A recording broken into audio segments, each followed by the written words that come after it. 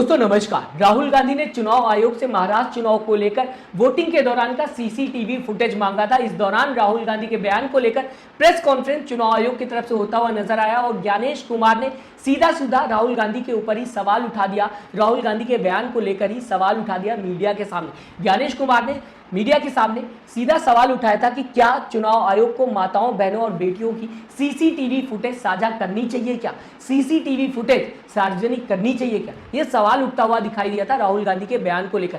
अब उसी चुनाव आयोग पर विपक्ष सवाल पूछता हुआ दिखाई दे रहा है, जबकि देश के अंदर कल उपराष्ट्रपति का चुनाव होता हुआ दिखाई दिया और जितनी भी फीमेल पॉलिटिशियंस वोट देते हुए नजर आ रही थी उस दौरान उनका वीडियो भी बनाया गया, उनकी फोटोज भी क्लिक की गई। इतना ही नहीं, इन फोटोज और वीडियो को मीडिया के साथ भी शेयर किया गया। सोशल मीडिया प्लेटफॉर्म पर भी ये वीडियोज और फोटोज तैरते हुए नजर आई। साथ ही साथ आपको दोस्तों बताना चाहूंगा, इन फोटोज और वीडियो पर रिपोर्टिंग भी होते हुए नजर आई और इस पर एंकरिंग भी होते हुए नजर आई। इतना सब कुछ कल होता हुआ दिखाई दिया और इसी को लेकर सीधा सीधा विपक्ष अब सवाल पूछता हुआ चुनाव आयोग से दिखाई दे रहा है, ज्ञानेश कुमार से दिखाई दे रहा है कि क्या आप अपने ही बयान से पलट गए। कल क्या हुआ? कल महिलाओं की वीडियोस, फोटोज दोनों ही बनाई गई। फीमेल पॉलिटिशियंस की अगर बात की जाए, सवाल यह भी उठता हुआ नजर आ रहा है कि क्या ये किसी की माताएं, बहनें और बेटियां नहीं है जो कल इनकी वीडियो और फोटोज बनाई गई, साथ ही साथ मीडिया के साथ शेयर की गई। क्या अपने बयान से ही अब पलट गया चुनाव आयोग? सीधा सीधा कई तरीके के सवाल उठते हुए दोस्तों सोशल मीडिया पर विपक्ष की तरफ से, जनता की तरफ से नजर आ रहे। जबकि कल वीडियो सामने आते हुए दिखाई दी, फोटोज सामने आते हुए दिखाई दी। उपराष्ट्रपति के चुनाव की अगर बात की जाए आपके सामने दोस्तों, सुप्रिया शिनेत क्या लिखते हुए दिखाई दे रही, कांग्रेस स्पोक्सपर्सन है, आप सबको पता ही होगा। भला बताइए, हमारी माताओं, बहनों, बेटियों की तस्वीरें सार्वजनिक की जा रही है, ज्ञानेश गुप्ता जी कहां हैं आप?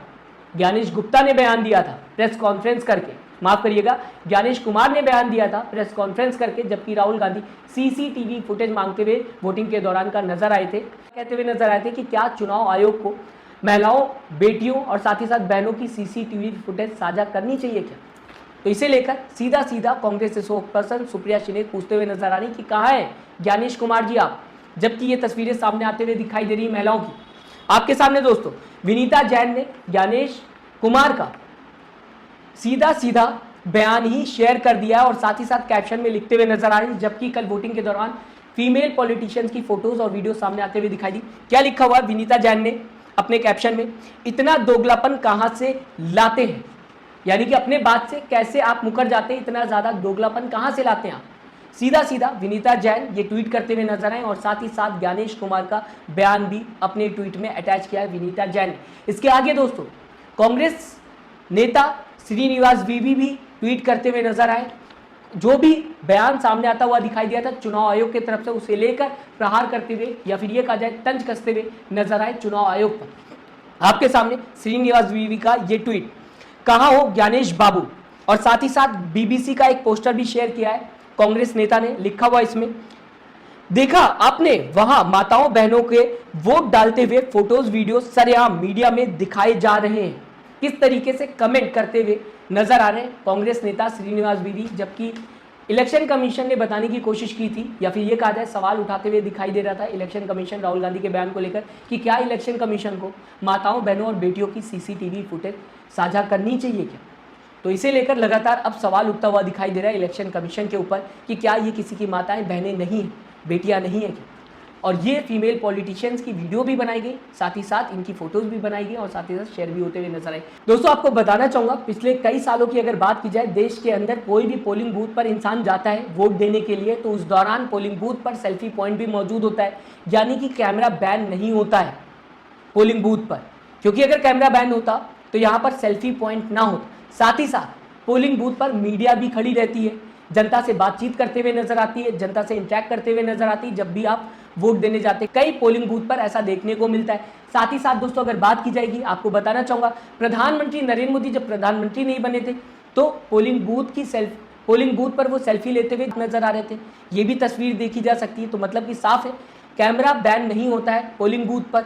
और साथ ही साथ अगर बात की जाए दोस्तों, कई एक्टर्स हैं जो वोट देने जाते हैं उस दौरान वो मीडिया से इंटरेक्ट करते हुए नजर आते हैं, मीडिया सवाल जवाब करते हुए नजर आती है। ये भी देखा जा सकता है, पोलिंग बूथ की वीडियो सामने आते हुए दिखाई देती है। तो यहाँ से भी ये पता चलता है कि तस्वीरें और वीडियो सामने आते हुए पोलिंग बूथ की दिखाई देती है। यहाँ तक कि दोस्तों जब पॉलिटिशियंस वोट देने जाते हैं लोकसभा और विधानसभा दोनों की ही बात की जाए तो मीडिया या फिर ये कहा जाए कैमरा इतनी अंदर तक चला जाता है कि उनकी फोटोज और वीडियोस ईवीएम के साथ आते हुए दिखाई देती, वोटिंग करते टाइम की सामने आते हुए दिखाई देती, यहां तक का कैमरा चला जाता है। लेकिन ज्ञानेश कुमार सीधा सीधा मीडिया के सामने बताने की कोशिश कर रहे थे कि क्या इलेक्शन कमीशन को माताओं, बहनों और बेटियों की सीसीटीवी फुटेज साझा करनी चाहिए।